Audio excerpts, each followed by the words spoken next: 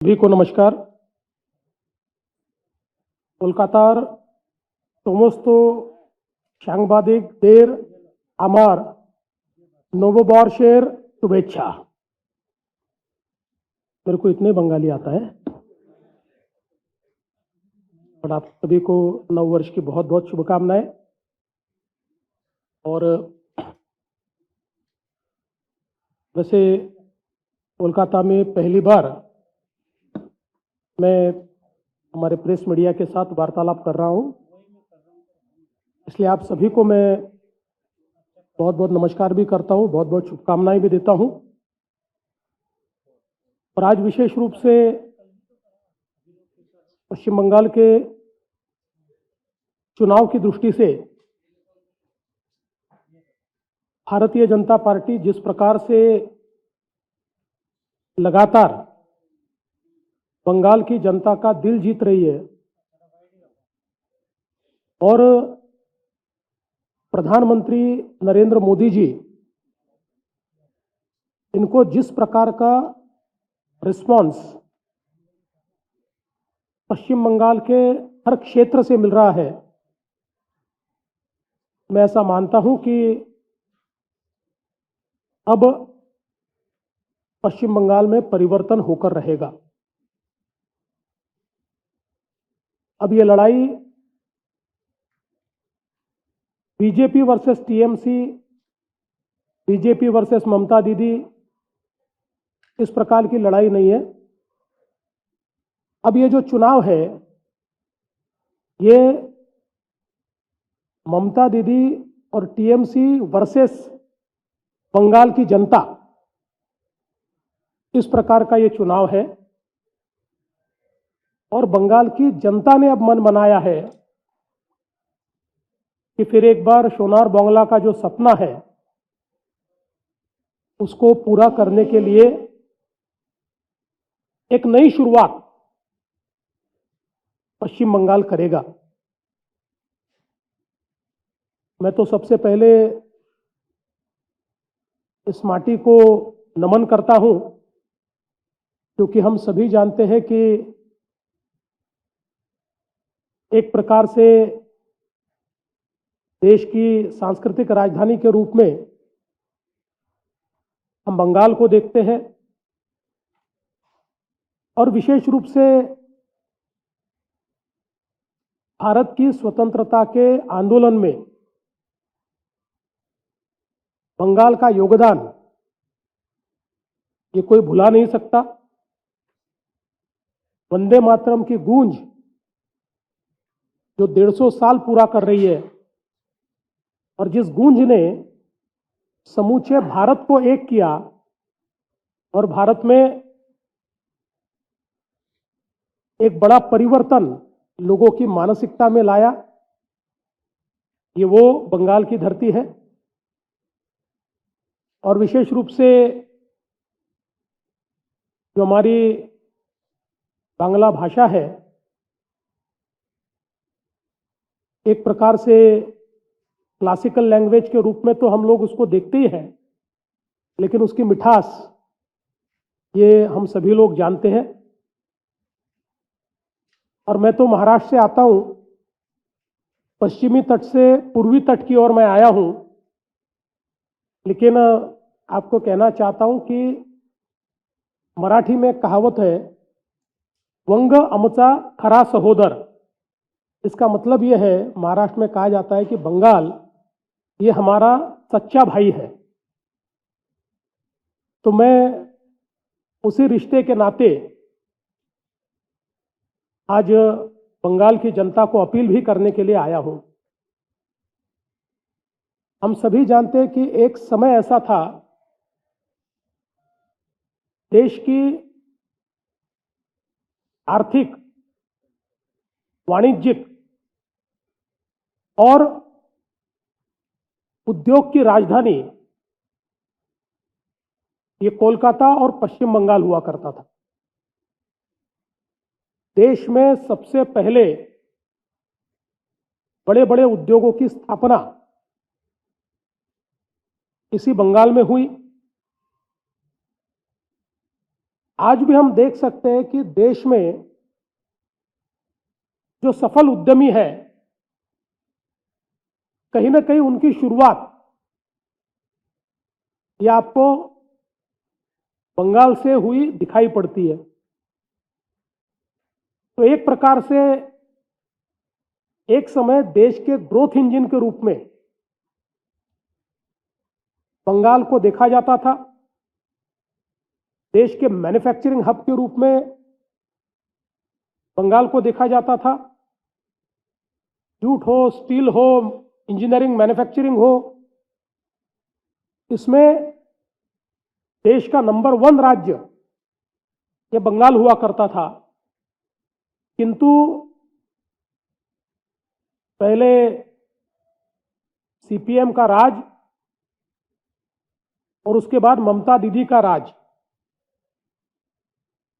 अब तो जब ममता दीदी का राज हम देखते हैं तो कभी कभी ये लगता है कि सीपीएम के राज की हम निंदा करते थे, लेकिन उससे भी नीचे आज ये गवर्नेंस पहुंचा है। और हम देख रहे हैं कि एक प्रकार से एक बड़ा शिफ्ट बंगाल की अर्थव्यवस्था में हुआ है। आज हम लोग ये कहते हैं कि मुंबई और महाराष्ट्र देश का फाइनेंशियल कमर्शियल कैपिटल है, लेकिन मुंबई से पहले ये स्टेटस पाने वाला कोलकाता था और बंगाल था। इसलिए ये चुनाव किसी को सत्ता देने का चुनाव नहीं है। अगर इसी प्रकार से बंगाल की परिस्थिति चलती रही तो मैं नहीं मानता कि आने वाली पीढ़ी के लिए कोई भविष्य है। आप सभी जानते हैं, सितंबर 2025 में जो आंकड़े प्रसिद्ध हुए हैं उसमें 6,895 6,895 इतने उद्योग बंगाल को छोड़कर बाहर गए हैं। और मैंने शायद, आप बैठ जाइए भाई साहब, बैठ जाइए, बैठ जाइए प्लीज। अब मुझे ये समझ में नहीं आता कि मैं इसकी खुशी जाहिर करूं या दुख, लेकिन बंगाल से निकले हुए सर्वाधिक उद्योग ये महाराष्ट्र में आए। और आप अगर मेरी सोशल मीडिया की टाइमलाइन देखेंगे तो अभी अभी कुछ दिन पूर्व 2 बड़े बड़े उद्योगों के साथ हमने एमओयू किया है, जिनका 50 साल से भी ज्यादा बंगाल में प्रेजेंस है, और अब वो महाराष्ट्र में निवेश कर रहे हैं। करीब 1400 इंडस्ट्रीज, जिसमें मेजर इंडस्ट्रीज है, ये बंगाल से महाराष्ट्र में आई। तो कहीं ना कहीं इतने बड़े पैमाने पर इंडस्ट्री का आना, और विशेष रूप से लिस्टेड कंपनीज, कोई छोटी इंडस्ट्री चली जाती है तो अलग बात है, लेकिन लिस्टेड कंपनीज ने, मतलब इसमें तो 2 एस्टिमेट है। एक तो करीब 125 के करीब लिस्टेड कंपनीज है, लेकिन दूसरा एस्टिमेट यह है कि जिनका बंगाल से संबंध था, जो शायद बंगाल में रजिस्टर्ड नहीं थी, ऐसी 400 कंपनियां हैं जिन्होंने कहीं ना कहीं व्यापार के रूप में बंगाल से नाता तोड़ा है। आज हम देख रहे हैं हमारे जनसंख्या में करीब 65% लोग 35 साल के नीचे है। अब इन 65% लोगों के लिए अगर रोजगार का सृजन नहीं होगा और आज की अर्थव्यवस्था में क्या रोजगार सरकारें दे सकती है? सरकारें एनेबलिंग एनवायरनमेंट तैयार करती है और रोजगार प्राइवेट सेक्टर देता है। सरकार में भी रोजगार तैयार होता है, लेकिन हम सभी लोग जानते हैं कि उसका एक लिमिटेशन है। तो हमारे बंगाल के पढ़े लिखे युवा, इनको अवसर कहां मिलेगा? इस प्रकार से इंडस्ट्री जाएगी। मैं सुन रहा था टीएमसी ने कितने उद्योग रजिस्टर हुए, इसका एक आंकड़ा दिया और कहने लगे इतने उद्योग गए तो इतने उद्योग रजिस्टर भी हुए। तो उनको चैलेंज करता हूं कि रजिस्टर्ड उद्योगों में से कितने उद्योगों ने प्रोडक्शन चालू किया और जो उद्योग बाहर गए उनका निवेश कितना है और रजिस्टर्ड उद्योगों का निवेश कितना है, ये यहां की सरकार घोषित करे। घोषित नहीं कर सकती, क्योंकि रजिस्ट्रेशन के बाद प्रोडक्शन तक जाना ये साइकिल ही कंप्लीट नहीं होता। इसलिए आज बंगाल के युवाओं को एक प्रकार से अगर उनका भविष्य हमें खड़ा करना है तो ये बहुत आवश्यक है कि यहां पर उद्योग आए। और बंगाल की परिस्थिति क्या है आप देखिए, एक समय ऐसा था कि देश के प्रमुख 5 राज्यों में, इन फर्स्ट 5 स्टेट्स, बंगाल आता था। यहां की अर्थव्यवस्था देश की सर्वाधिक विकसनशील इस प्रकार की अर्थव्यवस्थाओं में से बंगाल की अर्थव्यवस्था हुई करती थी।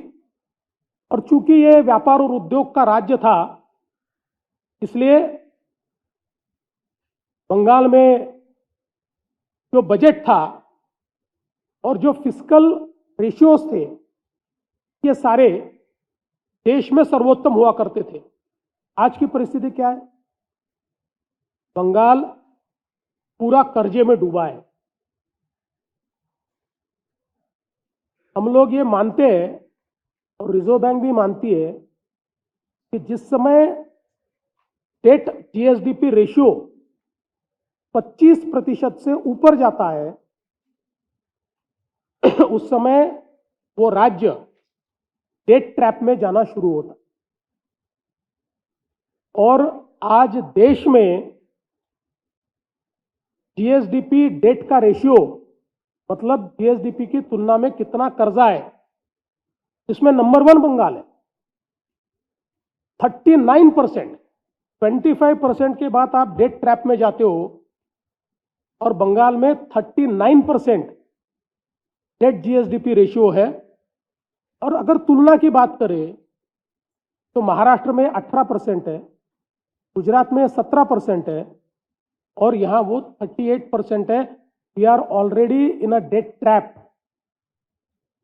आप बताइए, नॉर्मली किसी भी विकसनशील अर्थव्यवस्था में कैपिटल एक्सपेंडिचर के लिए आपको कर्जा लेना पड़ता है, उसमें कोई गलत बात नहीं है। लेकिन बंगाल में डेट सर्विसिंग के लिए डेट ले रहा है। जो ब्याज है, मतलब मुद्दल तो छोड़ दीजिए, जो ब्याज देना पड़ता है उसके लिए भी आज कर्जा लिया जा रहा है। तो इस प्रकार से एक डेट ट्रैप में बंगाल को डालने का काम किया है। और वहीं ये बड़ी आश्चर्य की बात है कि जहां कमिटेड एक्सपेंडिचर ये करीब करीब, अगर हम पेंशन सहित पकड़े तो 80% के ऊपर चला गया है, ऐसे समय बंगाल शायद देश का अकेला राज्य ऐसा है जहां आज भी 5वां और 6वां पे कमीशन चल रहा है। यहाँ के जो हमारे सरकारी कर्मी हैं, इन सरकारी कर्मियों को आज भी, अब हम लोग 8वें की बात कर रहे हैं और 5वें और 6वें में बंगाल अटका है। तो कुल मिलाकर अगर फिस्कल पैरामीटर्स हम देखें, हम ये मानते हैं कि किसी भी स्वस्थ बजट के लिए आपका फिस्कल डेफिसिट 3% से अंदर ही होना चाहिए। पश्चिम बंगाल 4%, 4.5%, 5% तक पहुंच गई। रेवेन्यू डेफिसिट में भी 2.5% तक पहुंच गया है। तो इसका मतलब यह है कि सरकार ये केवल अपनी मशीनरी को चला रही है, स्टेट को नहीं चला रही।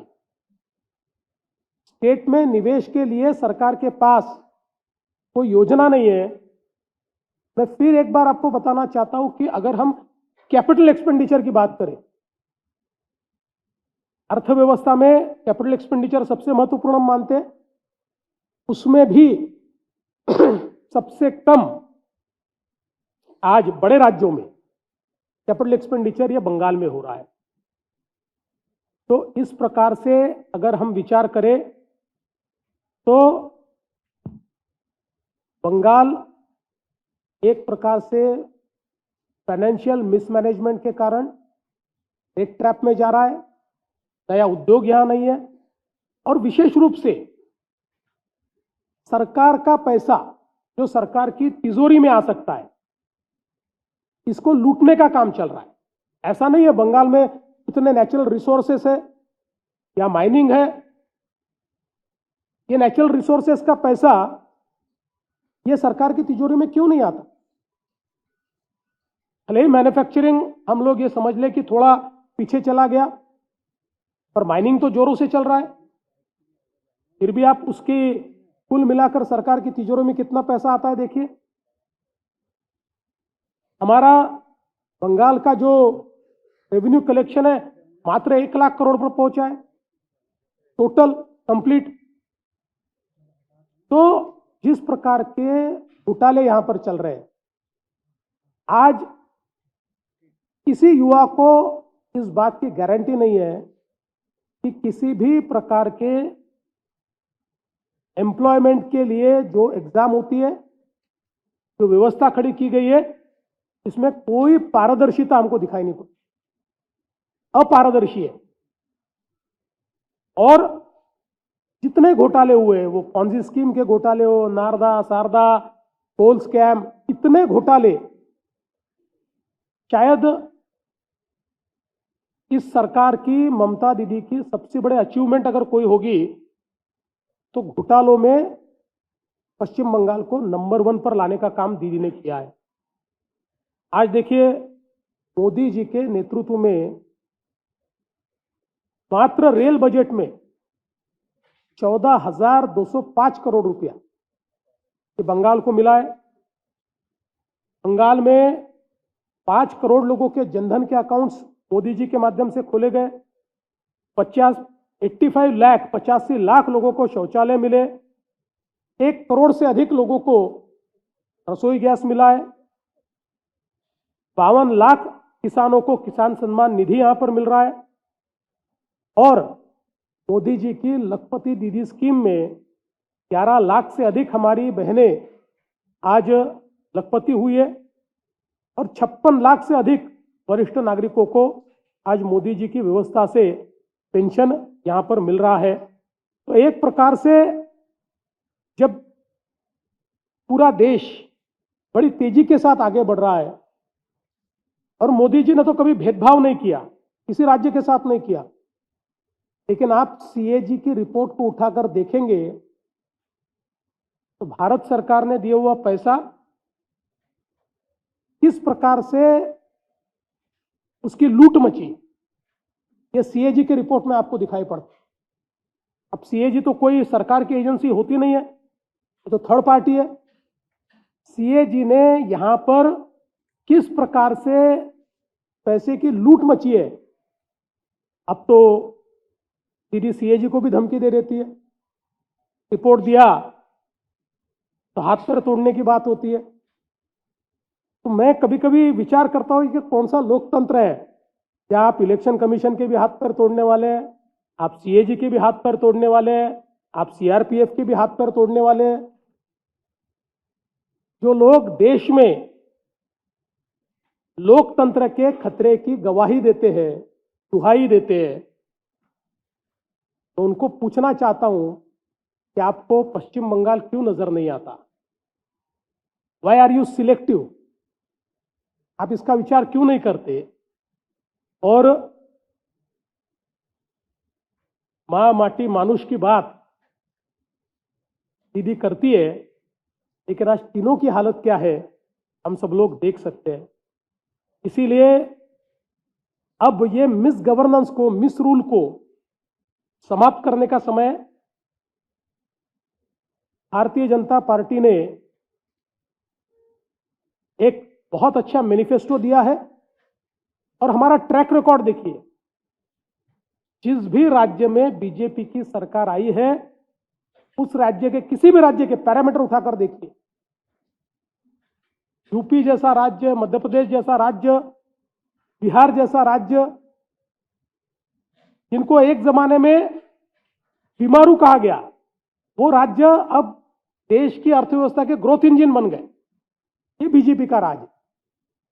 और बंगाल को तो कुछ करने की आवश्यकता नहीं है, ये बड़ा ही एंटरप्राइजिंग स्टेट है। यहाँ के लोग, ये बहुत ही एंटरप्राइजिंग लोग हैं। यहाँ सिर्फ गुड गवर्नेंस की आवश्यकता है। अगर गुड गवर्नेंस बंगाल को मिल जाए तो यकीन मानिए, मात्र 5-7 सालों में बंगाल वापस देश के पहले 5 राज्यों में आ सकता है। इसीलिए भारतीय जनता पार्टी ने एक बहुत ही सशक्त इस प्रकार का घोषणा पत्र दिया है, जिसमें युवाओं के लिए 1 करोड़ रोजगार का सृजन, जो बंगाल की भावी पीढ़ी है उसका विचार हम लोगों ने किया है। हमारी महिलाओं के लिए 3000 रुपया सम्मान निधि, ये भारतीय जनता पार्टी की सरकार यहां पर देगी। और मैं वापस कहता हूं, जहां हमारी सरकारें हैं और जहां हमने इसकी घोषणा की है, महाराष्ट्र सहित सब जगह हमारी योजना शुरू है, कहीं हमने बंद नहीं होने दी। महाराष्ट्र में तो 2.5 करोड़ बहनों को हम ये निधि देते। और मैं ऐसा मानता हूं कि बंगाल को वापस industrial power house, business power house और कमर्शियल पावर हाउस बनाने का प्रयास हम लोग यहां पर करेंगे। और विशेष रूप से जो घुसपैठ के कारण बंगाल की परिस्थिति बिगड़ रही है, उसको रोकने का काम मोदी जी के नेतृत्व में होगा। और मैं ऐसा मानता हूं कि जो सोनार बांग्ला का एक सपना हमने देखा था, कभी उस परिस्थिति में भी हम थे, अब उसी परिस्थिति को वापस लाने का काम ये भारतीय जनता पार्टी की हमारी सरकार करेगी। इसलिए आप सभी के माध्यम से बंगाल के युवाओं को, बंगाल की महिलाओं को, बंगाल के तमाम नागरिकों को मैं निवेदन करना चाहता हूं कि इस बार परिवर्तन कीजिए और इस बार बंगाल में फिर एक बार भारतीय जनता पार्टी की पहली बार, फिर एक बार नहीं, पहली बार भारतीय जनता पार्टी की सरकार लाइए। ऐसा सभी को निवेदन करके मैं अपनी टिप्पणी को समाप्त करता हूं।